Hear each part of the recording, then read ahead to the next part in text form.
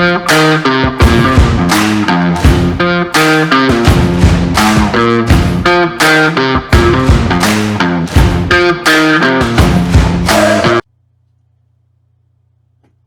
everybody, and welcome to the Sports Card Advantage podcast. This is episode number 28.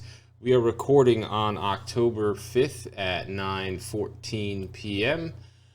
I am Jeff, and I am joined by my co-host, who is sporting a background image of his fantasy quarterback who beat me this week. Bunk, what's going on, buddy? Smoked you this week. Yeah, it was not a good week for the fantasy team.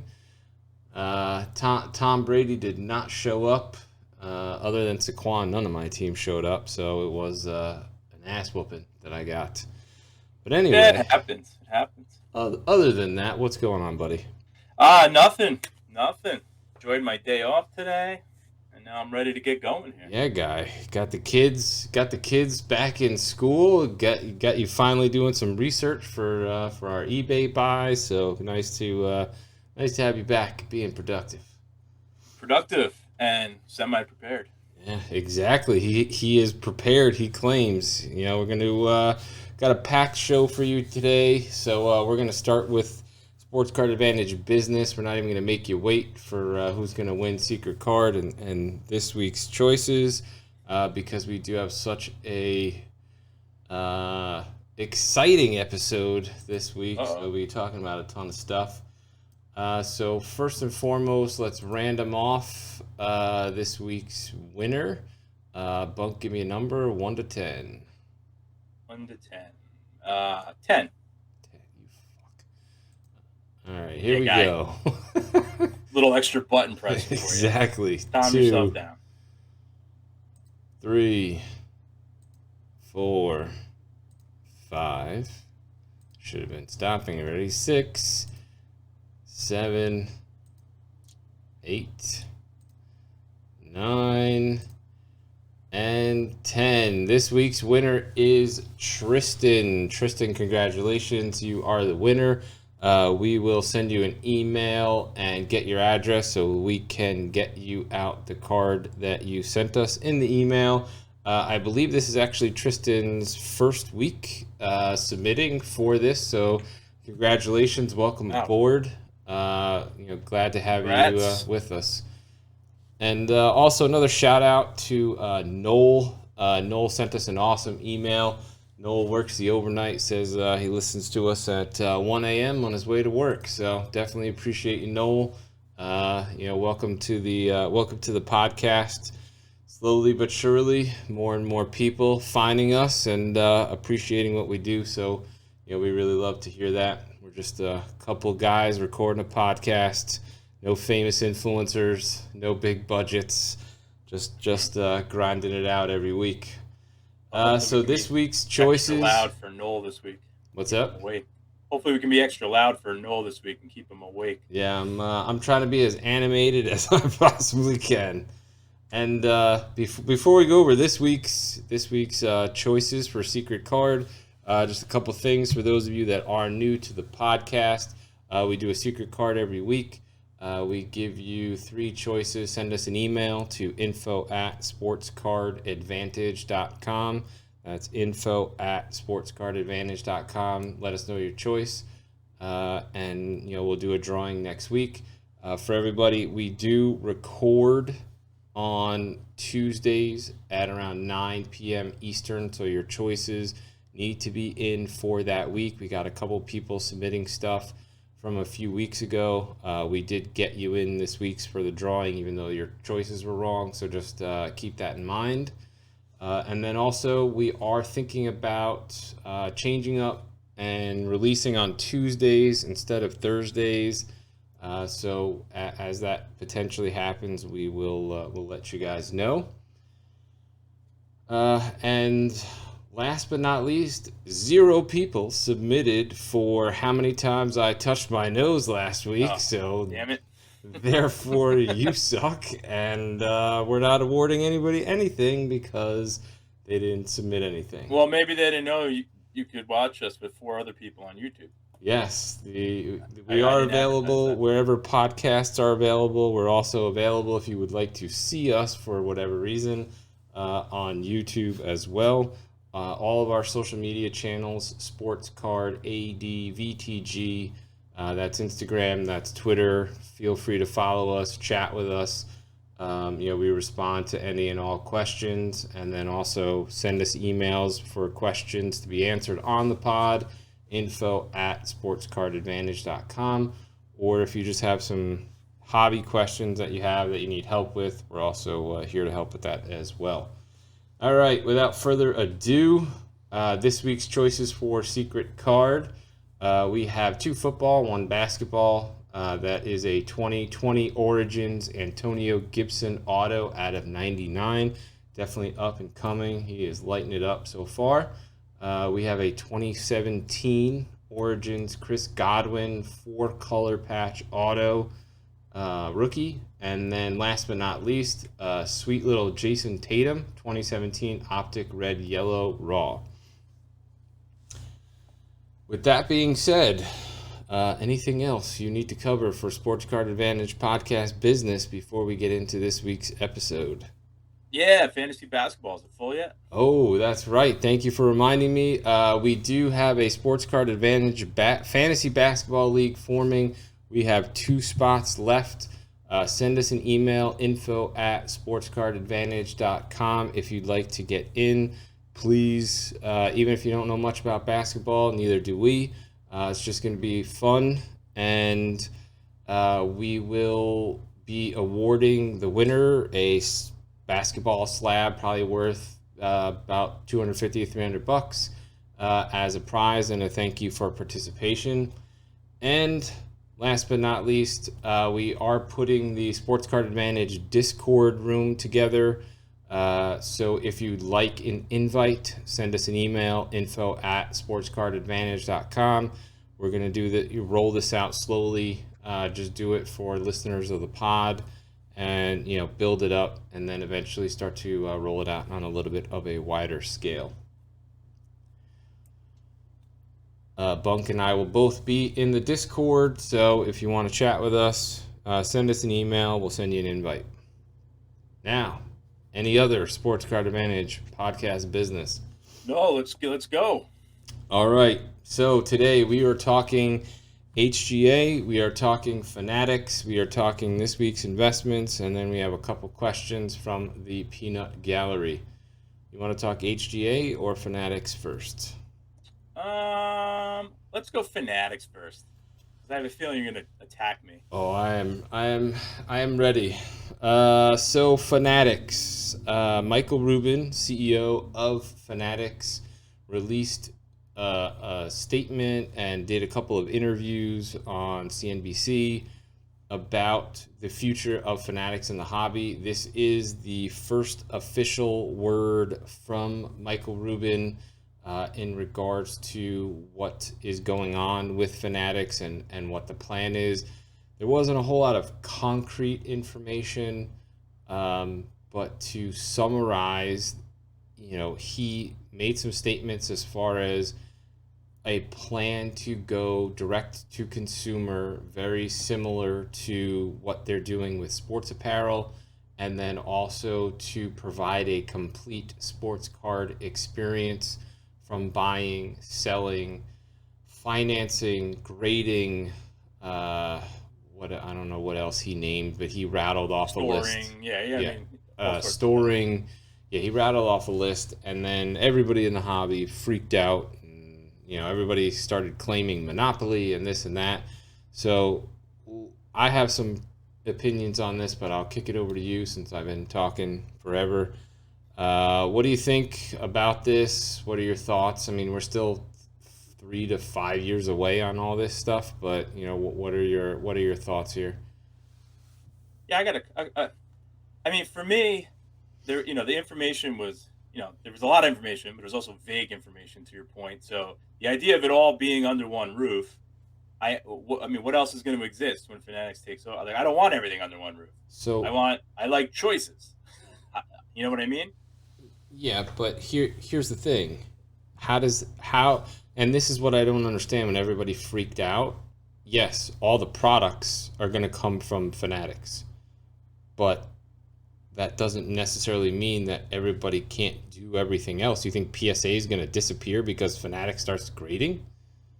No, I mean the best part about Fanatics is if they're going to make this whole thing more direct to consumer, is the price per box must come down, and Yes. I believe it absolutely will under that format. Yes. I think that's the biggest takeaway from this, is that we might be able to actually afford hobby boxes again. Yes. So I actually view this as a good thing. I view it as long as they do not overprint and they bring the prices down, because they're not going through this mass. He made the statement literally like, there are so many people getting fat on sports cards. He didn't use those words, but he basically said that the manufacturer, being Panini or Topps, let's just say those two for simplicity, sells it to a distributor. Distributor sells it to that guy. That guy sells it to the breaker or the local card store, and then the local card store sells it to you as the end consumer. So Panini may be selling a box to the distributor for $250, but by the time it gets to you, it's $1,200, because everybody's got their hand out in between. So Yeah, his exact words were distributor to retailer to reseller to eBay to the collector. yeah, A lot of hands. yeah. So there's a lot of people that have to get paid in between. So if it means that prices of box, as you said, prices of boxes come down, prices of breaks come down, I have no problems with that whatsoever. I think that we've gotten to a point where that stuff's a little bit out of control anyway, and I think breakers are definitely getting fat, and I think that, distributor, everybody else but the end user is getting fat. So if it means that I can buy a box of Prism for $500 instead of $2,000, I'm all for that. And if it means that breakers actually have to make a living and grind it out, and they're not making, tens of thousands of dollars a month off of people, I got no problems with that either.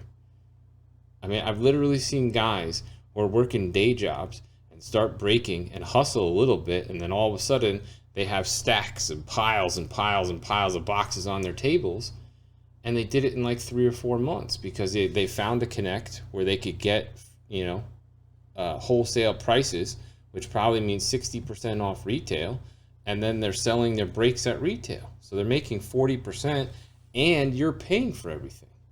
So I got no problems with this whatsoever, and I don't think it takes away from grading. CSG comes in and becomes competitive, fantastic. CSG, PSA, BGS, SGC are all great, and that just means more competition.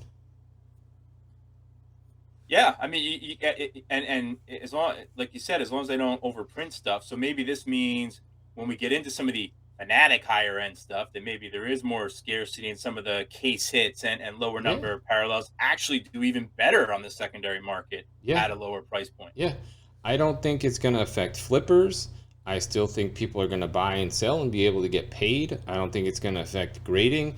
I don't think it's going to affect storage. PWCC and Golden and all these other guys that are doing storage are all going to be able to do it. I mean, the only possible potential way that Fanatics can impact that is because of their pure size. They could be like the Amazon of the hobby and offer things at cheaper prices because they do so much more volume, and they make a lot less markup because they're doing so much more volume. But fuck it, bring it on. Like, let's get the prices down and pass the savings on to us as the people that are buying this stuff. With the and he made a point of saying Topps and Panini are already so well established and do a great job on the manufacturing end. Yeah, Does Fanatics hop in and do their own manufacturing, or do you speculate they'll somehow I get think involved I with think them? you're going to get both. He made the statement that they're both fantastic. I think that potentially they buy one or both, or work out some sort of licensing deal for the name. If Topps was smart, Topps licenses out the Topps name so that and continue to print, and then they make something off that, and Fanatics just distributes. And who knows with Panini as far as what they're going to do, but I think that I personally don't think that you see like Prism, Tops, Bowman. I don't think you see those brands disappear. They've been around for too long. I just don't see them forfeiting and abandoning them.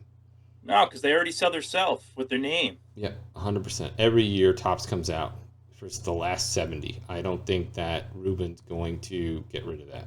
I just don't. Fanatics will have their own high-end products, and some of the products may disappear from Panini. Panini has 17 different fucking products that it releases every year for the major sports, and I think maybe something like Origins or Black or one of those goes away, or some of those go away, and those are replaced by Fanatics, or Fanatics just dumps everything, and then we see who does better as far as making higher quality cards that people want. Well, they got a few years to sit down and figure it all out. That's for sure. Yeah, I think there is a few years until it all gets figured out, but I personally, from my standpoint and where I sit in the hobby as somebody who basically is looking to the hobby as a business and makes money from it in regards to buying and selling and also entertainment from breaking and, doing some other things, I think it's all good from my standpoint. I don't foresee it as anything that's going to be bad other than I can acquire things for less money. Yeah, and then on my end, I mean, I'm more of the collecting. I like building all sorts of crazy sets and stuff. But I want to get in and buy more of my own hobby boxes, which I simply just do not do right now because they're too expensive, and for me, the value's not there. And I love breaks. Whatever your opinion is on breaks and your odds of hitting on that stuff. I love breaks, but I'd get in a heck of a lot more if they aren't double the price that they are now.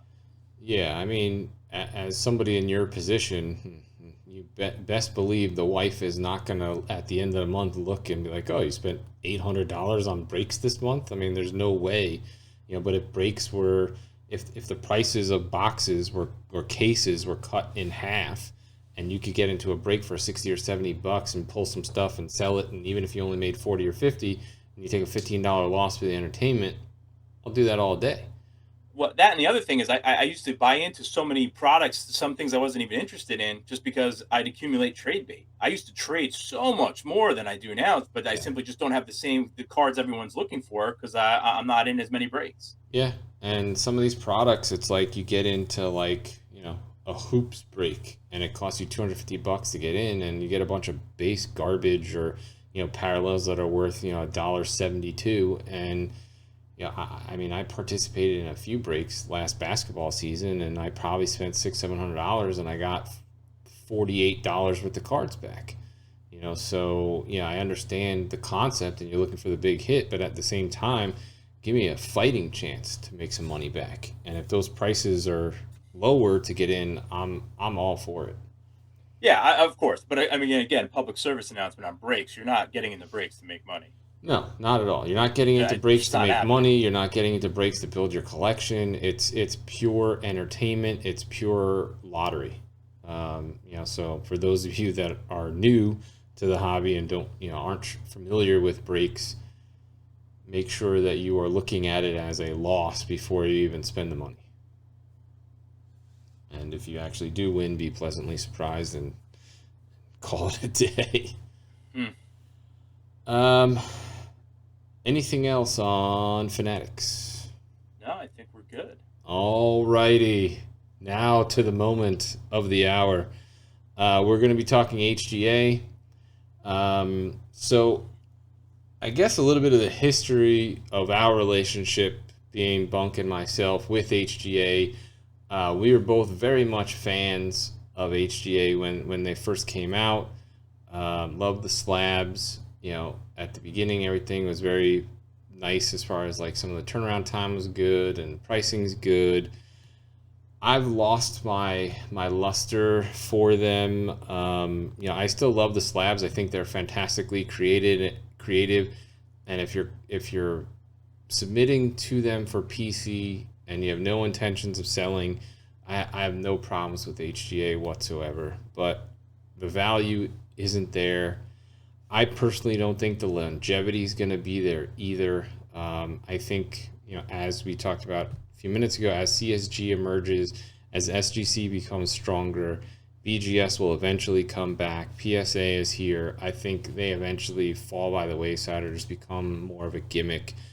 And then this past week's news was they released their first video about their not new, but whatever plan for rolling out what they originally were going to roll out as their AI grading software.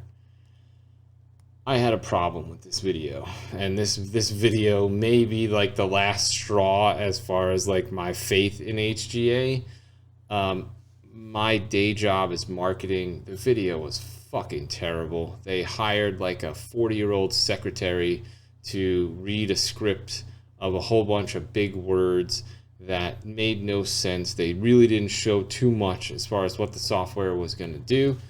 And they showed you everything the software is going to do. Guy, other than the fucking... God, you were too busy with your thesaurus looking up words. Yeah, exactly. I'm trying to understand what the fuck they were talking about.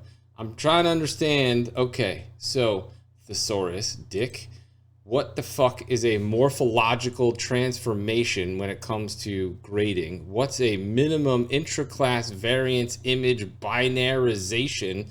And what's an energy optimization based image segmentation? You have any idea what the hell any of that is? No, you don't. I don't care. I had the visual of what they were doing while they were saying it. Other than the imagery that they used in the video of the sizing of the card. That's it. They didn't talk about how they were going to look at surface. They didn't talk about how they were going to look at edges. They didn't talk about how they're going to verify the authenticity of the card. And most of the people that were commenting on the video on social media wasn't sure if this video was a joke, like a parody, versus actually something real. Guy, at what point did they not tell you all the 4 things they look at grading? Where did you not see the edges and the drawing all the lines and comparing it to a full card? That was it. Centering. Yeah, that was it. Comparing it to a full card. So other than unless you're submitting fucking 1952 baseball cards that were in a bike spoke that have the edges worn off. Like, how many times is a recent prism not filling in the whole box? Like, it didn't do anything for me. And you were like, I'm all on the choo-choo with the fucking train emoji in the message that we sent. Because everybody knows that I care more than anything. Now, does HGA resale value suck? Yes, it sucks. And, only certain cards are still doing well, and that's just at the top of the top, the hottest of the hot. But for me, just because why I'm a big BGS proponent is I'm a fan of knowing that the card has been graded well, and the card's actually the condition that they say it's in. So if that computer and all that other stuff is highly critical on some of the condition grades, I'm all for it. And that's why I think they're going to last. I love the slabs, hands down, just like they advertise, their slabs are the best there is. There's no better slab than hands down, as far as the look goes and the creativity and the customization and all that stuff, hands down, nobody better. I will give you that, especially if you're going to display it, whatever it is, showing it off. I don't disagree whatsoever, but there's been, I don't know, I just don't like the way they do business as far as just, getting things out. New. What don't you like? Yeah, but at some point you got to start holding them accountable. I made the same excuses when we talk to other people that we know that hate HGA, and I'm like, they're brand new. PSA makes mistakes. All these other companies make mistakes. I have no problems with mistakes. But at the same time, it's just like you gotta at some point address people in a way that is practical. And I don't know. I between the resale value not being what it is in this video, I'm losing faith. If I had something that I need to hang on my wall and I wasn't ever gonna sell it, great. Give me an HGA slab, custom, done nice. But other than that, I'm done with them. Guy, so sad. So sad. One day, Beckett and HGA will prevail because their cards are actually what they say they are on the label. Yeah. Unlike the 20 billion PSA 10s out there. But again, I get it. It says a 10, so I'm going to pay. Everyone pays more for it, right? Because it says it's a 10. Yeah, but that's BS. And one day, and then the question is HGA too strict? Because how many HGA 10s have you ever seen on eBay? Zero. Good. All these cards are getting ripped open and handled and whatever. There's probably not that many flawless cards out there. Dude, at some point you gotta exactly. You have to have but there's 2 billion flawless cards at PSA. No. PSA's been around for 50 years. HGA's been around for 5 months. And, at some point, though, you have to have some sort of variance so that you can have 10s. I mean, for the purposes of value, for the purposes of why the fuck am I submitting this card if it's perfect and it's not going to get a 10? Like, I've seen, even on social media. Perfect? Dude, you didn't do binary organizational fire shit. Well, you want to at least have some chance that you feel like you can get a 10. And like with HGA, I just feel like even if the card is pristine, it's a 9.5. Right. So again, like you said earlier, you care about making money in the hobby, and that's fine. And with HGA, you can't get a 10 and you can't make money, so you're out. Yes. But I get it. Even for PC purposes or anything else, you still want to have a chance when you're submitting the fucking card that there's a potential to get a 10. Like, just for the look of it, for the sake of... I'm happy with a 9.5. 9.5 is perfect. No. Perfect 10 is the fucking saying. No. PSA perfect is made 10, not perfect. Perfect PSA is made 10, not perfect. It's not perfect 9.5. The exact reason they don't have a 9.5 in PSA is why they suck. If you see a very attractive person, they're a perfect 10. They're not a perfect 9.5. There's a reason they don't have a 9.5. Because they know the more 10s they have, the more people are going to submit to them. I don't know, guy. And I have no defense because everybody buys the PSA 10 and it sells for more. Yes. But the better graded card is in the BGS 9.5 and the HGA 9.5 slab. So if you care about condition of the card, and one day it might actually be the thing where they're 9.5s 30 years from now, oh my God, this guy's got 100 BGS 9.5s, HGA 9.5s, and they're worth $1 billion. What universe is that going to exist in? What happens when PSA goes under? And once again, in what universe is that going to happen? Considering somebody paid $750 million for them, all of a sudden they're just going to disappear. So bad. I've been quiet on PSA for like a month, guy. I know, and apparently you saved it all for today and just unleashed the fury. Listen, it is what it is. I don't know. I see both sides from the valuation standpoint. I get it.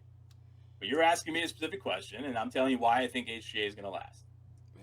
The creativity, the best slabs, and the fact that I like that they're critical of the cards. I like that. It is October 5th, 2021. I will give you a 5-year over-under. The HGA is gone. By the time Fanatics comes in, no way. HGA, bye-bye.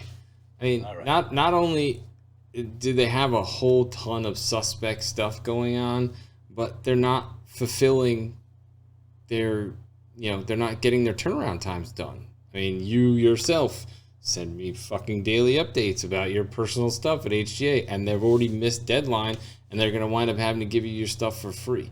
I understand. I don't know about for free, but they're going to end up refunding me. Yeah, well, isn't that free if they give you a refund? No, I think you just get partial refunds. You're still paying for the work, guy. Jesus. Yeah, well, I mean, but at the same time, dude, you if you say you're going to hit 60 business days, which actually winds up being like 4 months, then... Well, when you're a cheap bum like myself and pay for the 60-day, that's what you get. Yeah, but that's the thing. You should be able to hit that deadline. I agree. I don't disagree with you. They should be able to hit it. So, I mean, I don't know. There's not... To me... But nobody's hitting a deadline. PSA, great, because they're getting low volume at $150 submissions. Great, they're hitting their deadline. Congrats. As far as I know, SGC's... They're still $12 million in the hole from last year. As far as I know, they're Don't talk to me about deadlines. There's people with subs out for over 12 months. I don't have their cards. That's true. 12 months. I'm on day 69 of 69 business days, and I'm not crying over it. Well, you're more patient than most. And this is where I need a get off my lawn button that I can hit that says it anytime that you go on your old man rants. All right. Anything else on your HGA choo-choo train you want to talk about here? No, I'm going to start making HGA mail day videos now. That's what I'm going to do. You do that. All right, here we go. 5 years from now, HGA gone. If they are still around and we are still doing a podcast 5 years from now, I will find you an HGA 10 slab and fucking buy it for you. Or somehow, some way, we will manage to get ourselves an HGA 10 Adam Dunn card made. There you go. I don't know how the hell we'll do that, but You'll never do that. We'll find a way. Because again, Adam Dunn cards have been handled for a while, so they probably shouldn't be a 10. Maybe not. I don't know how many people are regularly handling their Adam Dunn collection other than you. God, there's like 11,000 Dunn listings on eBay. Come on. All right. How many of those are yours? Selling them? Or Adam Dunn's mom. Jesus Christ. And on that note, let's keep it moving. We got this week's investments. Gonna start talking more basketball because preseason is here. We're gonna work on getting probably potentially a guest to do a little basketball preview. Not sure who it's gonna be quite yet, but something in the next week or two we'll work on it. But we do have a couple of basketball courtesy. Actually, these were provided by a friend of ours who refuses to come on the podcast, so I'm going to break his balls a little bit. He's definitely a knowledgeable person about basketball, but doesn't want to come on and join us, so we're going to steal some information. Nah, it's all good, dude. He's good people. Oh, I understand that he's good people, and I'm giving him a shout out, and I just want to break chops a little bit because I want to get him on here so that he can talk more educated about basketball than we do. All right. With that said, I got two basketball guys for you this week, both low end, less expensive stuff. First one is Tyrese Maxey. Maxey, we actually talked about already once this year. We talked about him before the playoffs, so it's probably sometime in June. I think we talked Maxey, but we definitely want to revisit this. His stuff is still not expensive. There's been a fairly drastic change with the Sixers. Ben Simmons has asked to not come back, so more than likely he will not be in the Sixers on the Sixers roster this year, which leaves a fairly large void for them. So Maxey has an opportunity to step up, and it's second year stuff. So, if he can step up, his rookie stuff should see a pretty big boom.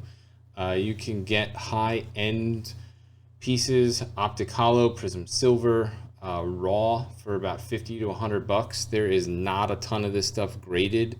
Right now, if you try to find anything of, the higher-end non-auto stuff in PSA or SGC, the pops are next to nothing. So I couldn't even find any on eBay.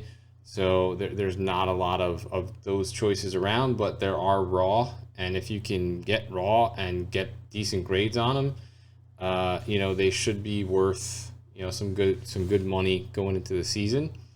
And even autos, I found a Prism auto for Maxey recently closed for about $150. So definitely something that you can pick up. And if he puts a string of some good games together, definitely an opportunity to flip or, hold on to it. More than likely, Sixers are going to go to the playoffs.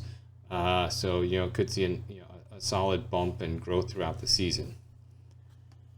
And for those of you that want a nice quality card, there are 9 Tyrese Maxey HGA listings available on eBay right now. Fantastic. Just completely killed the entire momentum of the show. Nope. Just we were on a roll. Sticking with it. We were on a roll. We were vibing, and all of a sudden you just dropped that garbage on me. Normally you give me PSA or BGS pop reports, and now you're gonna give me HGA trash. All right. With that being said, number 2 on the basketball list is Bol Bol. Bol is interesting simply because he was highly touted 2 years ago, didn't really play, and then sat out an entire season, and then got his contract converted or something weird, and now he's on the Nuggets. Nuggets are a really solid team. He's going to be able to learn, with Jokic, and he has an opportunity to become a really talented player. on a really good team. His stuff is super cheap, high-end autos, 50 to 150 bucks. People paid huge dollars for Bull when he first came out, and all that stuff, tanked. So, you can get Prism autos and, a few other high-end autos, raw for 150 bucks or less. There's not a ton of this stuff graded out there. So if you can find good quality cards and get them graded at SGC, then you should be able to have a nice little profit for yourself, or wait until Bull takes the court, and if he actually plays well, I think you'll see another surge in his prices. Yeah, that's the thing with the basketball. That's more of a little bit of a slow play, right? It's not like you're getting these and then first week of the season you're necessarily flipping them. Yeah, I mean, definitely you can be waiting for a couple of things. You could be waiting for, somebody like Bull who hasn't stepped on the court in over a year. Klay Thompson hasn't stepped on the court in over a year. Stuff like that. Once people see them and see that they are healthy and are playing well and or successful, then I think you'll definitely get a bump, and then you can either choose to flip or, in the cases of all those guys that we mentioned, they're all playoff guys, so you can hold it through that and see what kind of bump you may get in the playoffs. And one other person that I will mention, which I caught a headline, which was interesting, is that it's preseason. I believe Tyler Hero had a ridiculous game last night, and people are already hyping that up again. I would just be very, very careful with former flashes in the pan, and don't overpay. It's one game. Don't get too excited.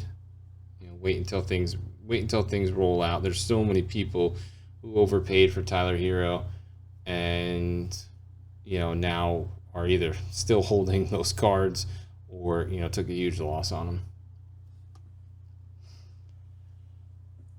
And I believe you have some playoff baseball for us. Is that correct, sir? Yeah, I got one for us. All I got right. one. It's nice. I like this one. I actually just followed a listing, but by the time this airs, everyone will be following it, so it won't matter. But I'm looking at a 2018 Topps Chrome Refractor Ozzie Albies rookie card of your Atlanta Braves. My Atlanta Braves. That's right, buddy. Not that you can name me more than two players on the Braves. But, Would you like to take some action on that? yeah, you can name more than two. Topps Chrome Refractor. Is that what you said? Yeah. All right, hold on. I'm bringing it up here in Market Movers. Yeah, this one caught my eye. The PSA 10 only has a 302 pop. And the most recent sale was really low for whatever reason. Really dropped off. Yeah, it looks like, previous lows back to May of this year were $52, $62, and then this most recent one closed at $40. Yeah. But more recent sales, you're in the $95 to $120 range. So that's a question that I'll ask from our audience standpoint is, for whatever reason, that $40 sale was a fluke, and I'm going to get it closer to where things have closed recently, and that's $90 to $103. Do you still like it at that price? I do, because I like it if I can get it. I'm banking on that 40 comp helping me out. That's what I'm banking on. I saw that go low. I look back to March of last year where that card was you'll see as high as it is if you have the chart up back in March. So this is one of those cards where I can do two things with it. Braves go on a little run. Ozzie's hot. I can take, maybe flip it right away if I can get it at a nice price with the help of that low comp, or if I can get it low enough, I'll wait till March. So with that being said, where's your ceiling on this? I want to be, me personally, I'd like to be at $75, $80. Okay. That's where I want to be on it, just to make it worthwhile for me to hold it until March if I have to. Yeah, and it looks like this thing peaked out at around 200.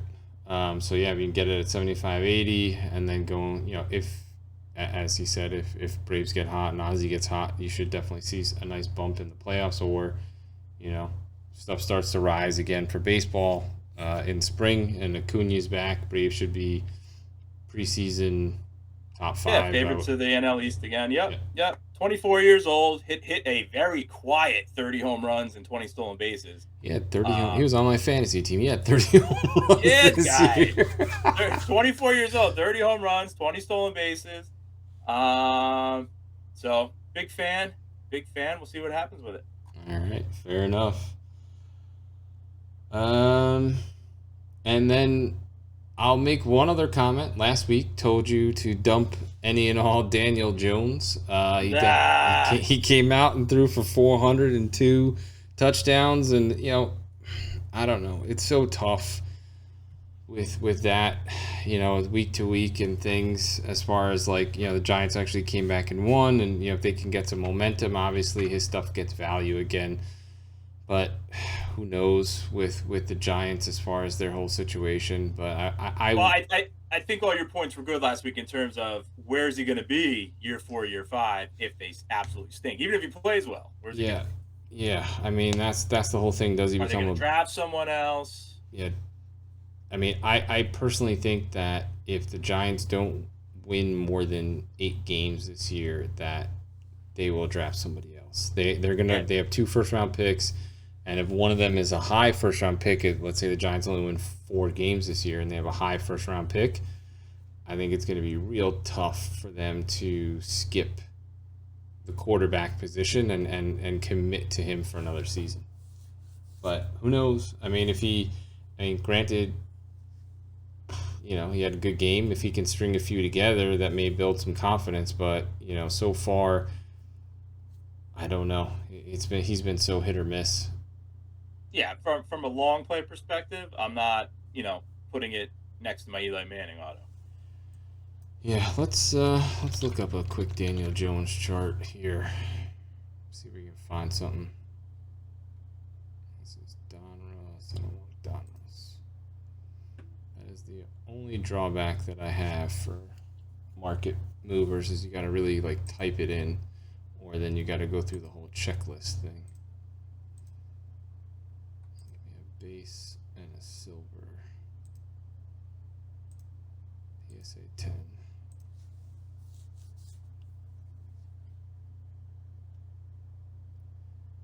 So his silver has tanked a bit, down to 300.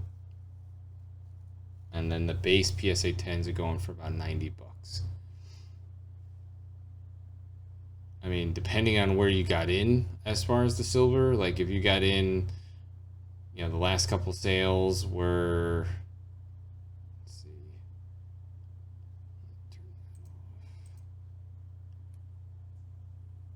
$450, $460, $400. Yeah, so if you got in at $400, I'd be holding. But if you're in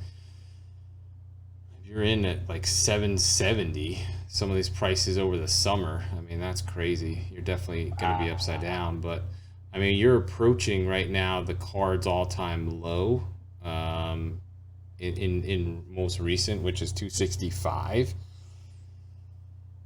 Who knows if you can? I mean, if you get a PSA 10 silver at 250, great. That may be something you want to take a shot on. But I mean, listen, we don't know if the GM's going to still be around. The last thing the Giants want to do is take 2 high first-round picks and have to move up in the draft to get a quarterback this year. That's the last thing they want to do. So, I don't know. I'm a Giants fan, so maybe biased, but I would imagine as long as he shows some progression here, they're going to stick with him and use those top 2 picks on, offensive impact guys. Maybe somebody can block. But anyway, enough about the Giants. Yeah. We'll digress on that.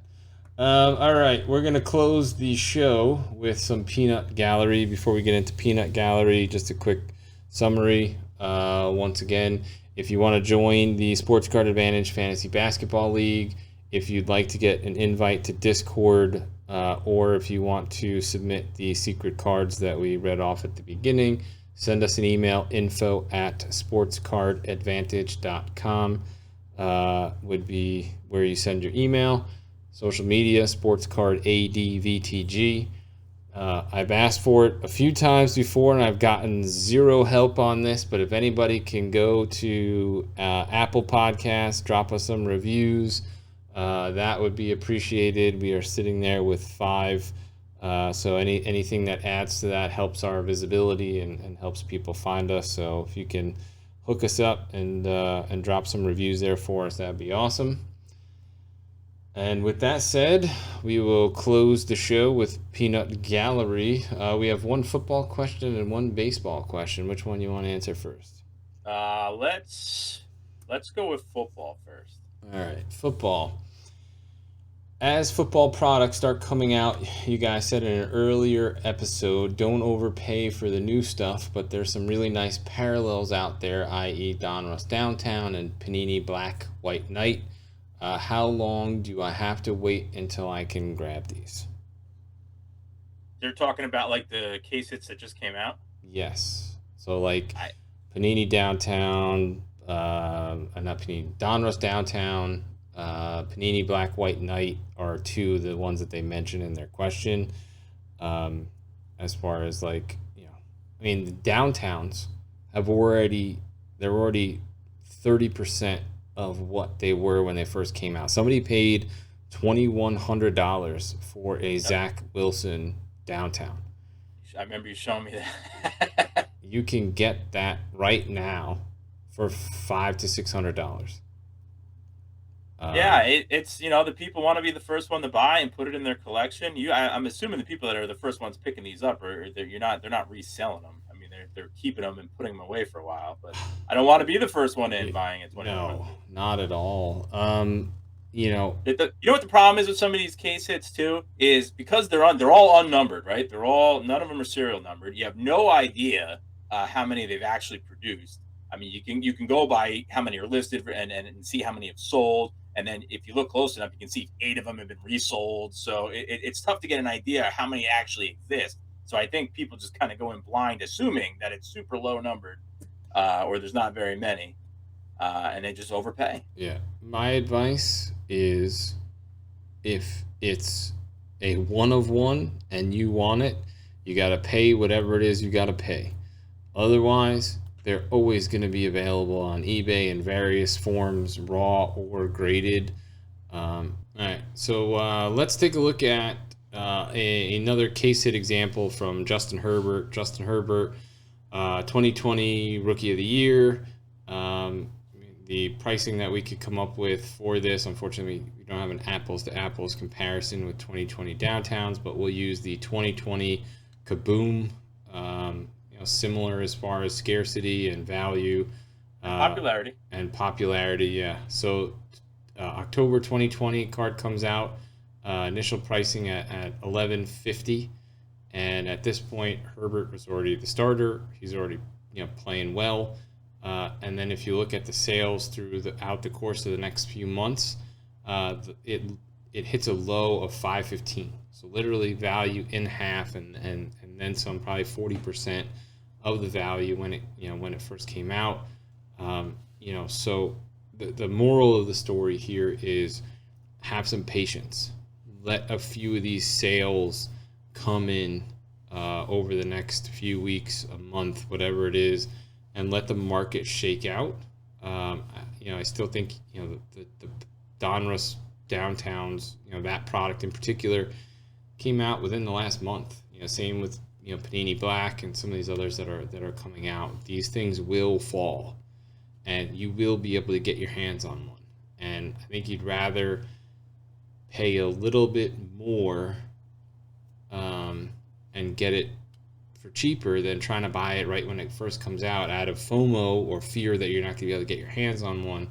Like, don't freak out about that. Unless there's a 1 of 1, you're going to be able to buy these at some point. So let the market shake out. Give it some time. Follow the sales if it's something that you really want. And as you see them start to come down and a few sales at the same level, then you could start to look to buy. Yeah, and the interesting thing also with these case hits too is everyone rushes to get them graded too. So while there's just enough of them, to your point, that you'll get one cheaper, It's not like there's 5 of them or 8 of them. There's just enough that you'll get one cheaper, but everyone rushes to get these graded. Then after that initial decrease, then it becomes, all right, well, who's got the nicest looking one left? Yeah. Yeah. I mean, that, And yeah, then and then raw prices start to spike again. Yep. Yeah. Or so in the case of Herbert, postseason awards, he got named Rookie of the Year finalist, and you saw a spike on his stuff in end of December, January, as well as once some PSA 10s start to show up, and people see the value of what they're selling for, then people are looking for what they could get their hands on that may be able to grade a 10 so that they can make, I mean, Herbert Kaboom PSA 10s right now are selling for like 10 grand. Damn. Yes, that's when you see everyone posting all 12 pictures in their eBay listing are filled. Yeah. trying to convince you it's a 10. Exactly. Or an HGA 9.5. God. All right, guy. I'm going to start freaking hanging up on you. And you're going to bleep me? Yeah, you have one more HGA mention, and then I will finish the podcast on my own. I will disconnect this call and finish on my own. We're gonna have in Sports Card Advantage Discord, we're gonna have an HGA discussion room. Yeah, you can. And I am going to not allow you permission in there. Well, considering I'm the admin of the Sports Card Advantage Discord, I will choose not to be in there. I have no interest in participating in the HGA Circle Jerk. So it'll be one of the most popular rooms in there. I highly doubt it. Anyway, with that being said, last but not least, one last question. With baseball season coming to an end, when is the best time to get the best deals on singles? Well, it's most certainly after the World Series, particularly of players that are involved in the playoffs and World Series, because somebody hits a couple postseason bombs and you see spikes all the time. We talked about a couple weeks ago with Rosarena and Tampa Bay put onto the scene and stuff went through the roof. Now they're $3, but so I'm waiting until after all the awards are announced. As soon as the World Series is over, all the Gold Gloves come out, and the MVP gets announced, and all that stuff. I'm waiting until closer to Thanksgiving. And then, the list I'm starting to accumulate, that's when I start looking. So basically December, as people are spending their money on Christmas gifts, that's when you're looking for baseball. So you got to figure people start after the season's over, the awards get announced, playoff players and awards players hit their peak, and then people start to sell, and they dump those cards into the off season and are looking to thin out to get money to buy basketball, to buy football, hockey in certain cases. And then you'll see the cyclical seasonal prices come down, even on superstars, And if it's rare, so with the caveat, if it's rare, super low numbered, hard to get a hold of, that stuff is not going to come down a whole lot. But, some of the Topps Chrome rookies for Ohtani and Vlad and Tatis and some of the bigger name stuff that you may be looking for, as long as it's not pop 12, higher end, you should definitely see all those prices come down 20 to 30%, something like that, if in the off season.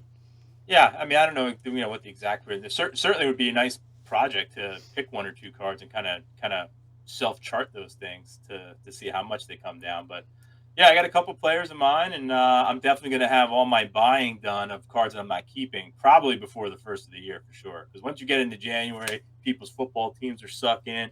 2022 Topps is on the horizon, and people start talking about spring training. Then that stuff starts to climb again. Yeah, absolutely. And start to look at your Acuna. Obviously came off the injury, and you have other guys that are out now. So another month. Prices have already started to come down on certain guys that are already out of the playoffs. Unfortunately, we took a bath on an Ohtani card that we bought. Hopefully we get a nice bump and get redeemed, if he wins MVP. But, we bought a 2018 Topps Chrome negative refractor for $400. It sold yesterday for $215. And we bought it, and there was other sales that were even higher than where we paid for it. And, unfortunately, Angels out. People are selling to make room, to get money for other sports. So Yeah, it's just we were hyper focused on looking for that avenue of our some of the content we're making. We're just hyper focused on let's move on to the next one. When truth be told, it's the end of baseball season. You shouldn't be buying Yeah. shouldn't be buying Yeah, baseball I mean, yet. if you want to disclaimer us to get us off the hook, obviously we're not perfect and going to win every time, but we were looking for Otani rookies that were gradable, PSA 10 gradable to flip and or for content. And unfortunately, we're going to have to sit on it or do something else with it right now because the value is just not there as far as and it looks like it's probably a PSA 10 too. So yeah, I mean the PSA 10s when we bought it were selling for 1,800 to 2,000, and one just went for 900. So if we bought it for 400, we're in for 150 on the grading, shipping, and etc. There's not a ton of room. For whatever reason we don't get a 10. We're upside down and we're screwed. yeah, but the other nice thing to consider is too, it's Shohei Ohtani, great season, probably going to win the MVP, and he's still on the Angels next year. Yeah, and it's not like he's 36 and we're worried about retiring. Yeah, absolutely, and hopefully, as I said, we'll get a nice bump if he wins MVP, and we'll have a small window to do something with that card. All right, all questions answered. Everything else is done. Anything else you want to add for this week? Don't say fucking HGA. No, I don't. Fantastic. Then we'll end it on that note. Episode 28 in the books. Thank you all for listening. We will see you next week. Stay tuned. PSA even gave Herbert a 10. Look at that. Yeah. All right, guy. That's enough. I think I can actually mute you. We're going to go fucking around the horn this. Yeah, I can. Yep. Bunk has now been officially muted. I will close out on my own. Thanks all for joining episode 28 in the books. We appreciate you guys and your continued support. Send us any emails with anything, info@sportscardadvantage.com. We'll see you next week.